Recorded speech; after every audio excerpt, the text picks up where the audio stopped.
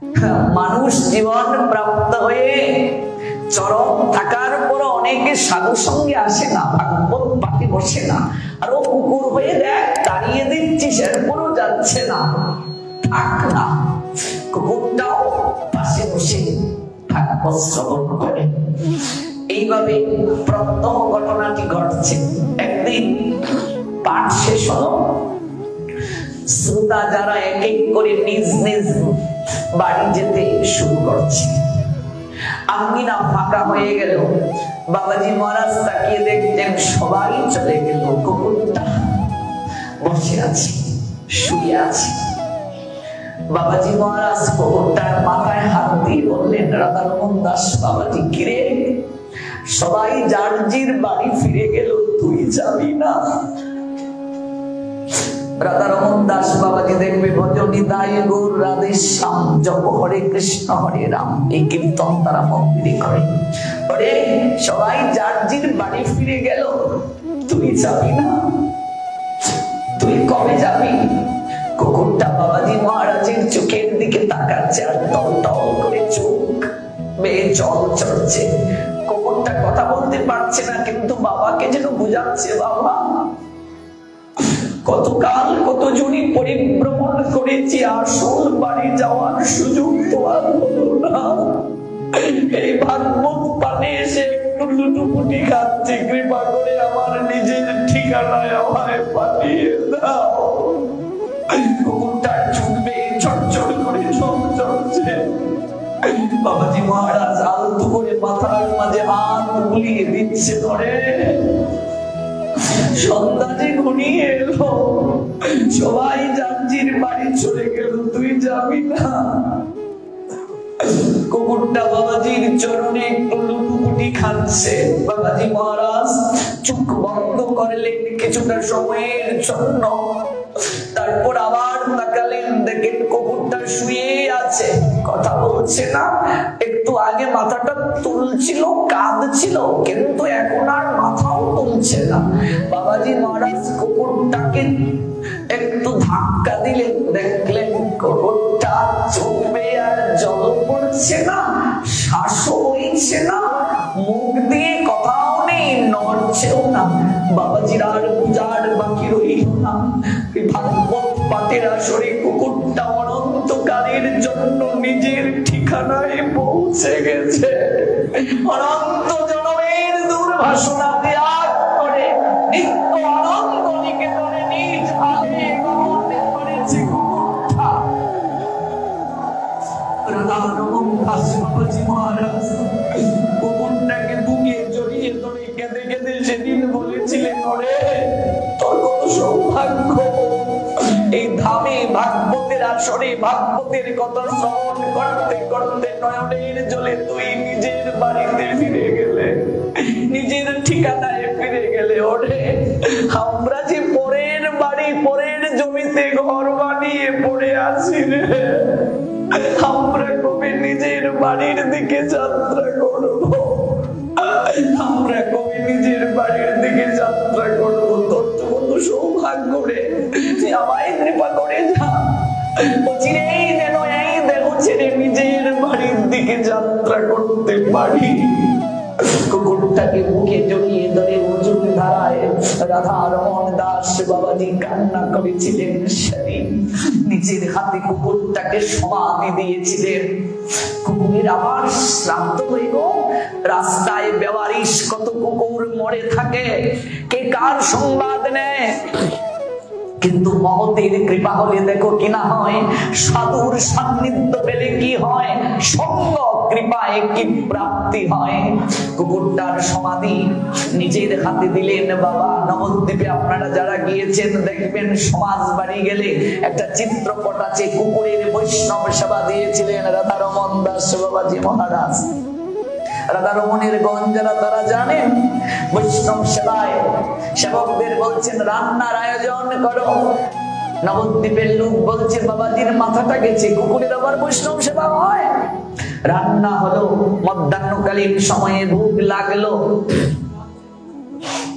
শত শত কুকুর সেদিন নিমন্ত্রণ। রক্ষা করেছিল, প্রসাদ পেতে এসেছিল। মানুষ অবাক হয়ে তাকাচ্ছে, তো কুকুর কোত্থেকে এলো? রাত্রিবেলা রাধা রমন বাবাজিকে স্বপ্নে দর্শনে দিলেন দেবতাগণ। আমরা দেবতা হয়ে ভোগ বিলাসে মত্ত আছি, ভাগবত পাঠ শ্রবণের সুযোগ আমাদের নেই, বৈষ্ণবের উচ্ছিষ্ট প্রসাদ প্রাপ্তির সুযোগ আমাদের নেই, ভগবানকে নিবেদন করে প্রসাদ প্রাপ্তির সুযোগ আমাদের নেই। আজকে তোমার কৃপায় ধামে গিয়ে গুরু বৈষ্ণবের অদরামৃত প্রসাদ প্রাপ্তির সুযোগ পেয়েছি। তোমায় প্রাণ করে আশীষ দিয়ে যায়, তুমি অন্তিমে ভগবান চরণ প্রাপ্ত হও। মমতের কৃপায় কিনা হয় গো, সাধু কৃপায় কিনা হয়, গুরু কৃপায় কিনা হয়, দরকার শুধু একটু কৃপা। আমরা সবাই পরীক্ষিত, মৃত্যু হলো তক্ষক নামক সর্প, পিছনে দেয় আসছে। আমাদের দরকার শুকদেবের কাছে গিয়ে বসা, আমাদের দরকার এইভাবে শুকদেবের কাছে গিয়ে বসা। এই আসনে যারা বসেন তারাই ব্যাসদেবের প্রতিনিধি, তারাই শুকদেব, তাদের পাশে গিয়ে বসা, একটু ভাগবত শ্রবণ করা। সংসারের কোলাহল থেকে মা কিছুটা সময়ের জন্য একটু বের হয়ে আসতে যে হয়ে গো, একটু মহতের কাছে গিয়ে বসতে হয়। বেলা চলে যাচ্ছে মা, সময় নাই, সময় ঘনিয়ে এসেছে।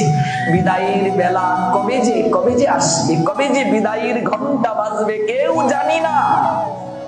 দায়িত্ব অনেক পালন করলে জীবনে, কর্তব্য অনেক পালন করলে রাত্রে ঘুমানোর আগে প্রশ্ন করবে বিবেককে, নিজের জন্য কি করলে? হিসাবের খাতাটা শূন্য। স্বামীর মন রক্ষা, শাশুড়ির মন রক্ষা, ননদীর মন রক্ষা, যৌথ পরিবারে এসে দেখ ফেলা, সন্তানকে মানুষ করা করতে করতে নিজের জন্য যে কিছুই করা হলো না, কিছুই নেয়া হলো না, কিছুই যে অর্জন হলো না, ভবের ঘাটের কবি হলো না, সম্বল জোগাড় করা হলো না। আর কবে হবে গো?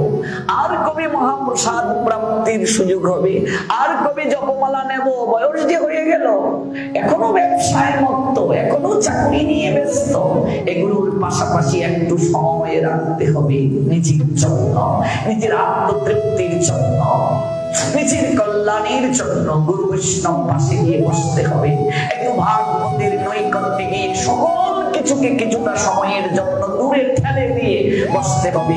এই 2 ঘন্টা সময় ভাবতে হবে, আমি ব্যবসায়ী না, আমার স্বামী নেই, আমার স্ত্রী নেই, আমার কোনো পুত্র নেই, আমার কোনো কন্যা নেই, আমি যেভাবে এসেছিলাম একা, আমি যেভাবে যাব একা। এই 2 ঘন্টা সময় এই গোপাল জিওর মন্দির প্রাঙ্গণে আমার কেউ নেই। হে গোবিন্দ, হে গোপাল, আমি কেবল তোমার আর তুমি কেবল আমার। এইভাবে যদি কেউ ভাগবত শুনতে পারে, এইভাবে যদি কেউ গোপালের চরণে আত্মনিবেদন করতে পারবে, বেশি দিন বাকি নাই, দেখবে জীবন ধন্য হয়ে যাবে, জীবন আনন্দে ভরে যাবে।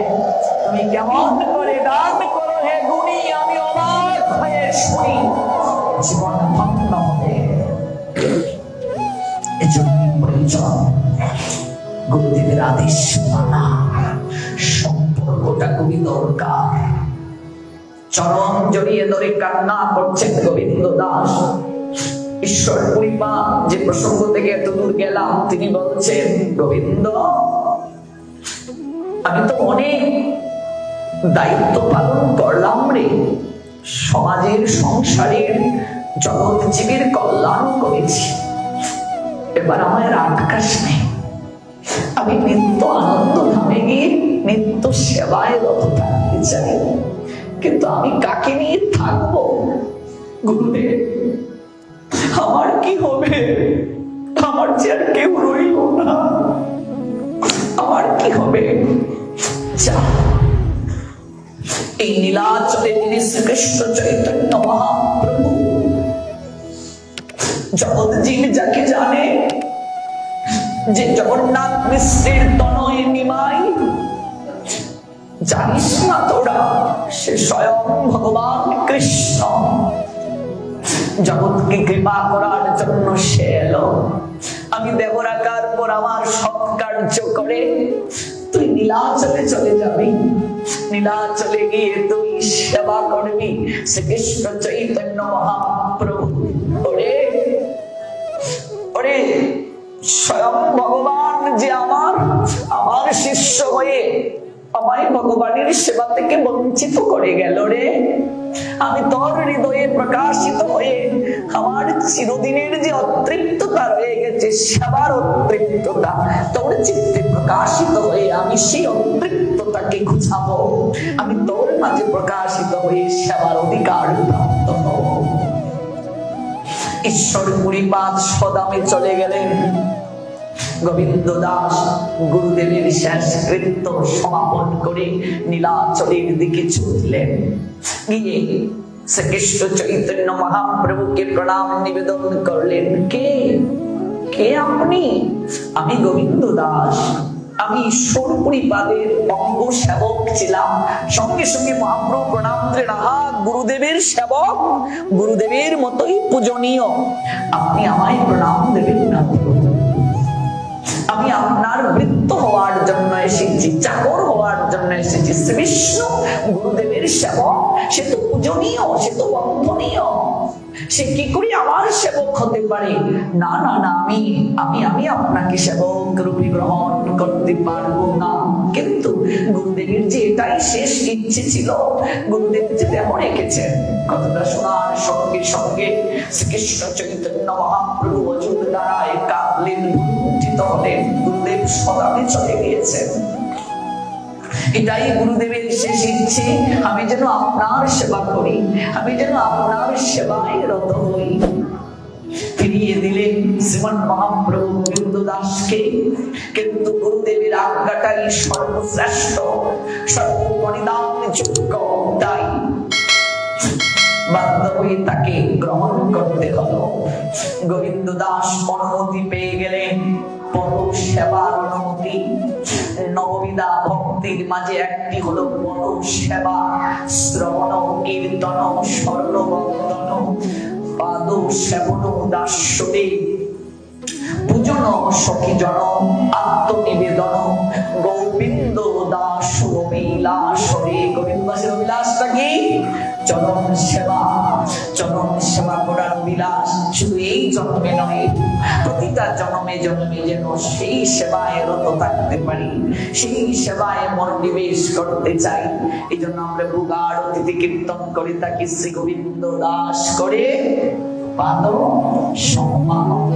গোবিন্দ দাস অধিকার প্রাপ্ত হলে ওই সেবাটায় খুব শ্রেষ্ঠ কৃপা প্রাপ্তি হয়। তবে স্মরণে রাখতে হবে, প্রেম ভক্তির মহাজন নরোত্তম দাস ঠাকুর আরেকটি সতর্ক বার্তা আমাদের দিয়ে গেলেন।